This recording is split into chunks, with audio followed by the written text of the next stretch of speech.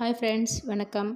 இன்றைக்கி அமிலங்கள் மற்றும் காரங்கள் அவற்றோட பண்புகள் மற்றும் பயன்கள் பற்றி பார்க்கலாம். அமிலங்களின் பண்புகள் ஃபஸ்ட்டு பார்க்கலாம்.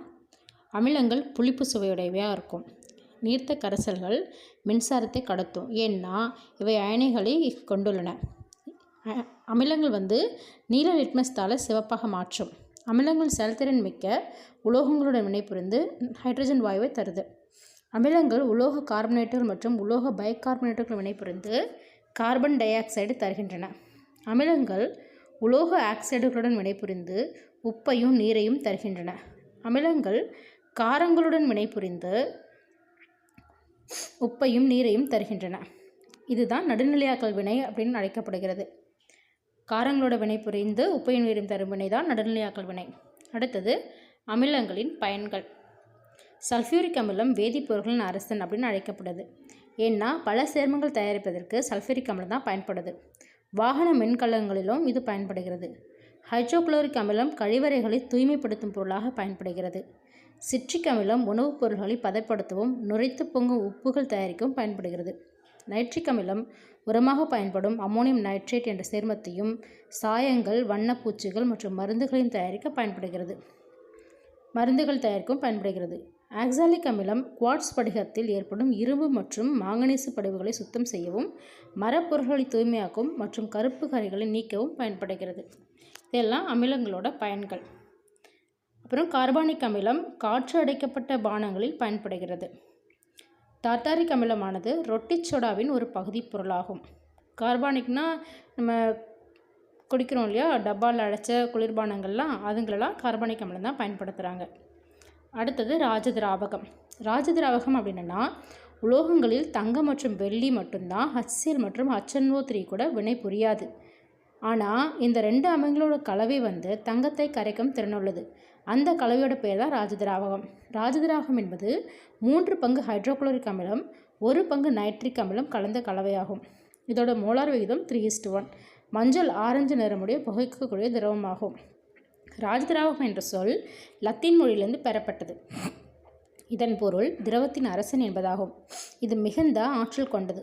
ராஜதிராவகம் மிக உன்னதமான தங்கம், பிளாட்டினம் மற்றும் பெல்லோடியம் போன்ற உலோகங்களை கூட கரைக்க வல்லது. இதோட வேதி வாய்ப்பாடு பார்த்திங்கன்னா 3HCl + HNO3. நீரில் கரைத்திறன் கரையும். ராஜதிராவகத்தின் உருகுநிலை -42 டிகிரி செல்சியஸ். அதை ஃபாரன்ஹீட்டில் சொன்னால் -44 டிகிரி, கெல்வினில் சொன்னால் 231. ராஜதிராவகத்தின் கொதிநிலை 108 டிகிரி செல்சியஸ். ஃபாரன்ஹீட்டில் 226, கெல்வினில் 381. ராஜதிராவகத்தின் பயன்கள் பார்த்திங்கன்னா தங்கம் மற்றும் பிளாட்டினம் போன்ற உலோகங்களை கரைப்பதற்கு முதன்மையாக பயன்படுத்தப்படுகிறது. தங்கத்தை சுத்தம் செய்யவும் சுத்திகரிக்கவும் பயன்படுத்துகிறாங்க. அடுத்தது காரங்கள். காரங்கள்னால் என்னென்னா, நீரில் கரையும் போது ஹைட்ராக்சைடு OH- அயனியில் தருவனவாகும். சில உலோக ஆக்சைடுகள் அமிலங்களோட வினைபுரிந்து உப்பையும் நீரையும் தருகின்றன. இதுதான் காரங்கள் என்று அழைக்கப்படுகின்றன. நீரில் கரையும் காரங்கள் எரிக்காரங்கள் அப்படின்னு அழைக்கப்படுது. நீரில் கரையும் காரங்கள் என்னென்னு சொல்கிறாங்கன்னா எரிக்காரங்கள், அதாவது அல்கலி. ஒரு காரம் அமிலத்தோட வினைபுரிஞ்சு உப்பையும் நீரையும் மட்டும் தரும். காரங்களின் பண்புகள் அடுத்தது கொடுத்துருக்காங்க. காரங்கள் கசப்பு சுவை கொண்டவை. அமிலம் புளிப்பு சுவை இருந்தது இல்லையா, காரம் கசப்பு சுவை கொண்டவை. நீர்த்த கரைசலில் சோப்பு போன்ற வழவழப்பு தன்மை கொண்டதாக இருக்கும். சிவப்பு லிட்மஸ் தாளை நீல நிறமாக மாற்றுபவை. இவற்றின் நீர்த்த கரைசல்கள் மின்சாரத்தை கடத்தும் திறனுடையவை. காரங்கள் உலோகங்களுடன் வினைபுரிந்து உப்பையும் ஹைட்ரஜனையும் தருது.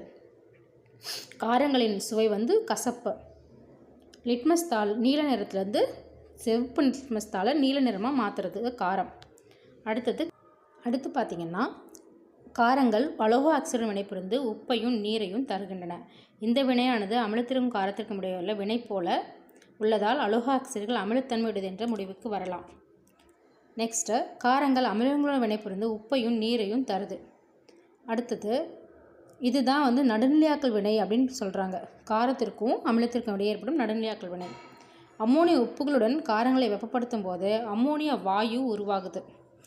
காரத்தோட நடுநிலையாக்கல் வினை என்னென்னா, அமிலங்களோட வினை புரிஞ்சு உப்பையும் நீரையும் தர வினை தான் நடுநிலையாக்கல் வினை அப்படின்னு அழைக்கப்படுகிறது. அடுத்தது, காரங்களின் பயன்கள். சோப்பு தயாரிக்க சோடியம் ஹைட்ராக்சைடு பயன்படுத்தப்படுகிறது.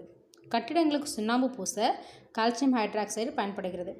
வயிற்றுக்கோளாறுக்கு மருந்தாக மெக்னீசியம் ஹைட்ராக்சைடு பயன்படுகிறது. துணிகளில் உள்ள எண்ணெய் கரைகளை நீக்கிறதுக்கு அம்மோனியம் ஹைட்ராக்சைடு பயன்படுத்துகிறாங்க. அடுத்தது அமிலங்கள் மற்றும் காரங்களை கண்டறியும் சோதனைகள். மொத்தம் 3 சோதனை இருக்குது. லிட்மஸ் தாளோட, நிறங்காட்டி ஃபினாப்தலினோட சோதனை, அதுக்கு அடுத்தது மெத்தில் ஆரஞ்சோட சோதனை. ஃபஸ்ட்டு லிட்மஸ் தாளுடன் சோதனை. அமிலம் நீல லிட்மஸ் தாளை சிவப்பாக மாற்றும். காரம் சிவப்பு லிட்மஸ் தாளை நீளமாக மாற்றும். நிறங்காட்டி ஃபினாப்தலினோட சோதனை 2வது சோதனை. அமிலத்தில் ஃபினாப்தலின் நிறமற்றதாக இருக்கும், காரத்தில் இளஞ்சிவப்பு நிறத்தை உருவாக்கும். 3வது நிறங்காட்டி மெத்தில் ஆரஞ்சுடன் சோதனை. இதில் என்னென்னா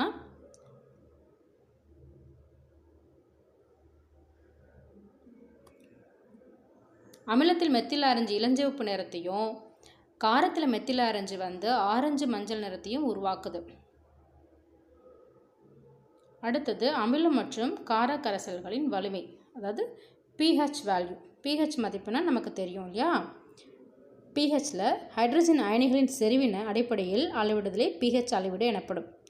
pHல் இருக்கிற P அப்படின்றது ஜெர்மன் மொழியில் உள்ள பொட்டான்ஷ் அப்படின்ற வார்த்தையை குறிக்குது. இதோட பொருள் அப்படின்னா அதிக ஆற்றல் என்பதாகும்.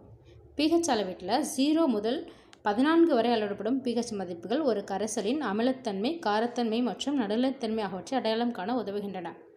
அமிலத்தன்மை கொண்ட கரைசலின் மதிப்பு 7ஐ விட குறைவாக இருக்கும். காரத்தன்மை கொண்ட கரைசலின் மதிப்பு 7ஐ விட அதிகமாக இருக்கும். நடுநிலைத்தன்மை கொண்ட கரைசலின் மதிப்பு 7க்கு சமமாக இருக்கிறது தான். அடுத்தது உப்புகளின் பண்புகள். இப்போ நம்ம அமிலம் பார்த்துட்டோம், அடுத்தது காரம் பார்த்துட்டோம், அடுத்தது உப்புகள். உப்புகள் பெரும்பாலும் திடப்பொருளாக தான் இருக்குது. அதிக வெப்பநிலை உருகவும் கொதிக்கவும் செய்யுது. பெரும்பாலும் உப்புகள் நீரில் கரையுது. அதுக்கு எடுத்துக்காட்டு பார்த்திங்கன்னா சோடியம் குளோரைடு, பொட்டாசியம் குளோரைடு.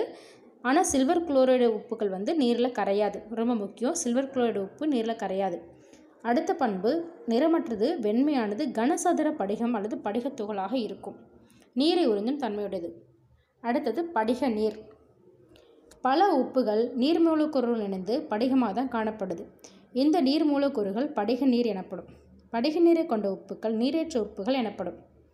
உப்புடன் இணைந்து நீரேற்றம் கொண்ட நீர் மூலக்கூறுகள் வேதி வாய்ப்பாட்டிற்கு பின் ஒரு புள்ளி வைத்து அதன் அளவு குறிப்பிடப்படும். எடுத்துக்காட்டாக காப்பர் சல்ஃபேட் என்ற உப்பில் 5 நீர் மூலக்கூறுகள் இருக்குது. இதனை எப்படி எழுதலாம்னா CuSO4 5H2O அப்படின்னு எழுதலாம். இதனை காப்பர் சல்ஃபேட் பென்டாஹைட்ரேட் அப்படின்னு அழைக்கிறாங்க. இந்த படிக நீர் காப்பர் சல்ஃபேட்டை நீல நிறமாக மாற்றுது. அதை வெப்பப்படுத்தும் போது நீர் மூலக்கூறுகள் இழந்து வெண்மையாக மாறுது. அடுத்தது படிக நீரற்ற உப்புகள் நீரேற்றமற்ற உப்புகள் எனப்படும். இது தூளாக தான் காணப்படுது. படிக நீர் இருந்ததுனா தான் கனசதுரமாக இருக்குது. படிக நீரற்ற உப்புகள் நீரேற்ற உப்புகளாக இருக்குது. இது தூளாக காணப்படுது. அடுத்தது உப்புகளின் பயன்கள். சாதாரண உப்பு நம்ம டெய்லியும் பயன்படுத்துகிறோம் இல்லையா? சாதாரண உப்பு அதுதான் சோடியம் குளோரைடு NaCl. இதை நம்ம அன்றாட உணவிலும் உணவை பாதுகாப்பதிலும் பயன்படுத்துகிறோம். அடுத்தது சலவை சோடா. சலவை சோடாவை சோடியம் கார்பனேட் அதாவது Na2CO3 அப்படின்னு சொல்கிறாங்க. இது கடின நீரை மென்னீராக்க பயன்படுது. கண்ணாடி தொழிற்சாலை, சோப்பு மற்றும் பேப்பர் தொழிற்சாலைகளில் பயன்படுகிறது. அடுத்தது சமையல் சோடா. சமையல் சோடா சோடியம் பைகார்பனேட் NaHCO3 ரொட்டி சோடா தயாரிக்க பயன்படுது. ரொட்டி சோடா அப்படின்னா சமையல் சோடாவும் டாட்டாரிக் அமிலமும் சேர்ந்த கலவை தான். அதுக்கப்புறம் அமில தீயணைப்பான்களில் பயன்படுத்தப்படுகிறது. கேக் மற்றும் ரொட்டிகளை மென்மையாக மாற்றுகிறது. அமில நீக்கில் உள்ள பகுதி பொருள் இந்த கரைசல் காரத்தன்மை பெற்றிருப்பதால் வயிற்றில் உள்ள அதிகப்படியான அமிலத்தை நடுநிலையாக்குகிறது. அடுத்து சலவைத்தூள். கால்சியம் ஆக்சிக்ளோரைட் CaOCl2 கிருமி நாசினியாக பயன்படுது. பருத்தி லினன் துணிகளை வெளுக்க பயன்படுகிறது. பாரிஸ் சாந்து அதாவது கால்சியம் சல்ஃபேட் ஹெமிஹைட்ரேட் அதோட வாய்ப்பாடு CaSO4 1/2H2O முறிந்த எலும்புகள் ஒட்ட வைக்க பயன்படுது. சிலைகளுக்கான வார்ப்புகள் செய்ய பயன்படுத்தப்படுகிறது. சிலைகளுக்கான வார்ப்பு செய்ய பயன்படுத்தப்படும் உப்பு என்னென்னா பாரிஸ் சாந்து அதாவது கால்சியம் சல்ஃபேட் ஹெமிஹைட்ரேட் அப்படின்னு சொல்கிறோம். அதோட வாய்ப்பாடு CaSO4 1/2H2O அப்படின்னு அழைக்கப்படுகிறது. சலவைத்தூள் கிருமி நாசினியாகவும் பருத்தி மற்றும் லினன் துளிகளை வெளிக்கவும் பயன்படுகிறது. அடுத்தது சமையல் சோடா முன்னாடியே பார்த்துட்டு